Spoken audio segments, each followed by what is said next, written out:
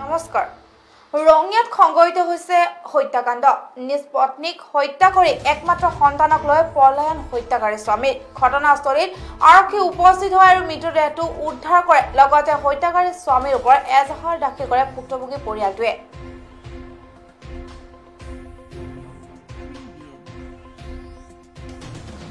ৰঙিয়াত সংঘটিত হৈছে চাঞ্চল্যকৰ হত্যাকাণ্ড।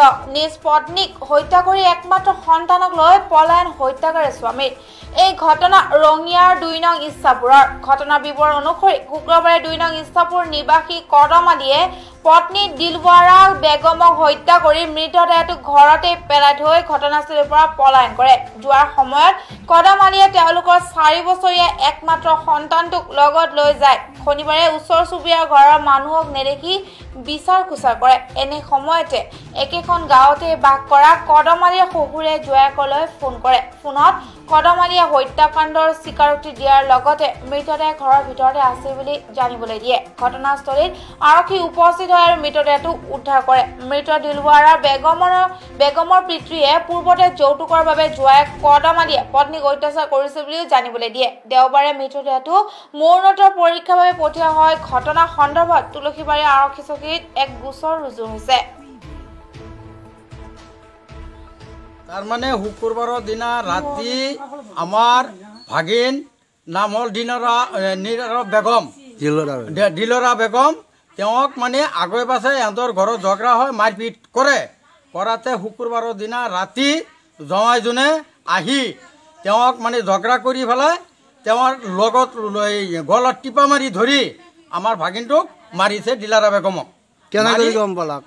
মাৰি পেলাই কেনেকৈ গম পাইছোঁ তাৰমানে তেওঁ নিজে ফোন কৰি আমাক কৈছে।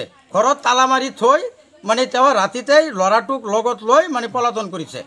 তেওঁ মানে মিস্ত্ৰী কাম কৰে আৰু ছোৱালীটো কি কৰে? ছোৱালীটো নাই, ঘৰতে থাকে। ভাগিনটো মোৰ মানে ঘৰতে থাকে।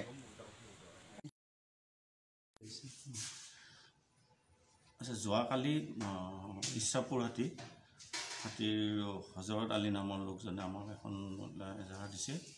তেওঁ জনাইছে যে তেওঁৰ ছোৱালী কদমালিৰ লগত বিয়া আছিল। কদমালিৰ ঘৰ আচলতে ইয়াত থাকে যদিও তেওঁৰ অৰিজিনেল ঘৰ এইটো চৰত, শিয়ালমাৰী চৰত। তেওঁ ইয়াত আছিলে। তেওঁ প্ৰায় গুৱাহাটীতে ক'ৰবাত কাম কৰি থাকে, মাজে সময়ে আহে। শুক্ৰবাৰ ৰাতি আহিছিলে। আহি একেলগে গিৰিয়েক ঘৈণীয়েক আছিলে। এটা বাচ্চাও আছে ৪ বছৰ মানৰ।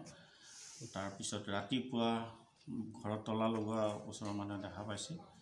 পিছত ১১টা-১২টালৈকে যেতিয়া নাই, তাৰপিছত অলপ খবৰ কৰি পেলাই নাপাই পেলাই ঘৰত তলাটো যিহেতু লগোৱা আছে, ঘৰৰ ভিতৰত টিঙৰ বেৰাৰ ফাকেৰে চাই দেখিলে যে মাইকী মানুহজনী শুই থকাৰ নিচিনাকৈ আছে। সন্দেহ হ'ল, মাত বোল নাই। গতিকে তেওঁলোকে তলা ভাঙি, ওচৰৰ মানুহে তলা ভাঙি পেলাই সোমাই দেখিছে মৃত্যু অৱস্থাত আছে। যোৱাকালি ইছাপুৰ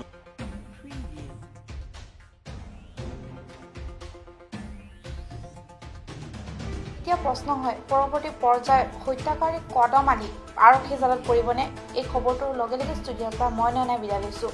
এই খবৰ চাই থাকিব PI নিউজ।